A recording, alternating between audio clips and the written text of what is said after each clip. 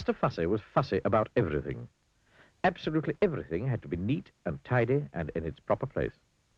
Mr. Fussy spent all day and every day rearranging his furniture and making sure that the flowers grew in a straight line in his garden and trying to find specks of dust where there couldn't possibly be specks of dust, because he spent all his time making sure that there weren't any specks of dust. One fine morning, Mr. Fussy was having breakfast. He was very fussy about what he ate. He opened the marmalade pot.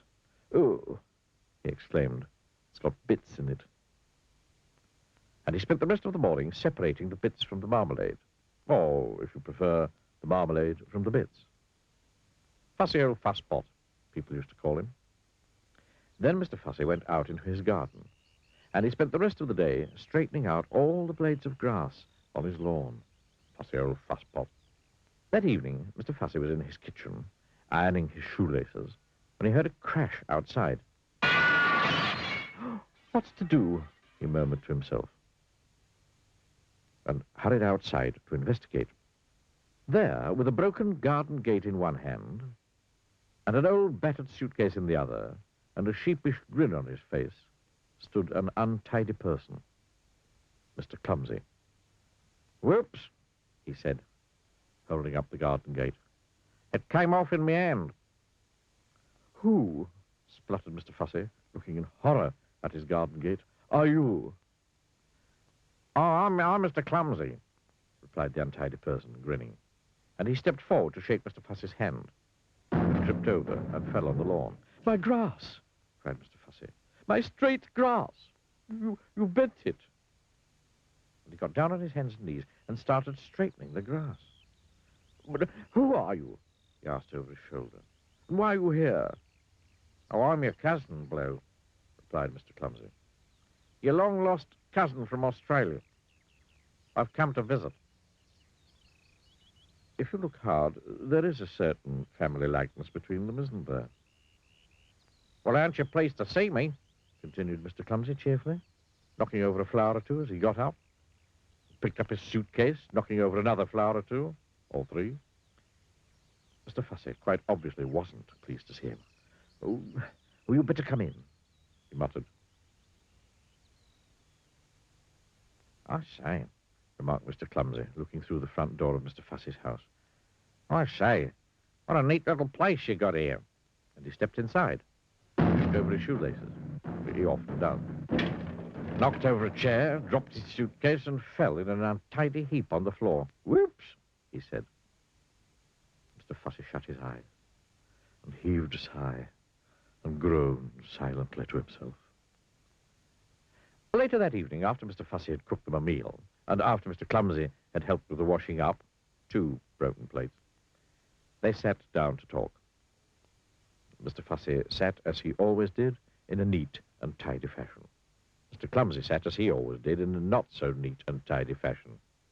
"How long are you staying?" asked Mr. Fussy. "Oh, I don't know," grinned Mr. Clumsy. "Few days, week, year, haven't decided." Mr. Fussy groaned another long, silent groan to himself. And they went to bed.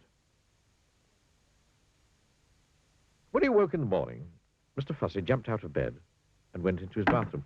Oh no," he gasped. "Oh, no." Oh, yes.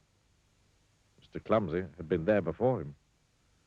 The towels lay in a heap on the floor. The bath was full of water. There were pools of water all over the bathroom floor. Half a tube of toothpaste had been squeezed out onto the mirror. What a mess. Mr. Fussy made it all neat and tidy as quickly as he could. Then he hurried downstairs. "Morning," said his cousin cheerfully. "I've cooked your breakfast. Sit down." There was an awful mess everywhere. "There we are. Breakfast," said Mr. Clumsy, carrying a plate of fried eggs, broken fried eggs, towards the table. And then he tripped over those shoelaces of his, and then the eggs flew through the air, and they landed all over Mr. Fussy. Sticky, greasy, yellow, fried eggs. "Whoops," said Mr. Clumsy. After a week, Mr. Fussy's house didn't look like Mr. Fussy's house anymore. Don't you agree? But after 2 weeks, Mr. Clumsy decided to move on. Oh, thanks for having me, sport, he said to Mr. Fussy. It was very nice to see you, replied Mr. Fussy politely. What he was thinking was not so polite. It's very nice to see you going, was what he was thinking. Well, cheerio, said Mr. Clumsy. And off he went with his battered old suitcase. Goodbye, called Mr. Fussy, really meaning good riddance. Then Mr. Fussy fussed round his house as he'd never fussed before. Fussy old fusspot. That evening, Mr. Fussy was in his kitchen, polishing an egg, and he heard a crash outside. Oh, no, he groaned. Oh, not Mr. Clumsy back again. It can't be. Mustn't be.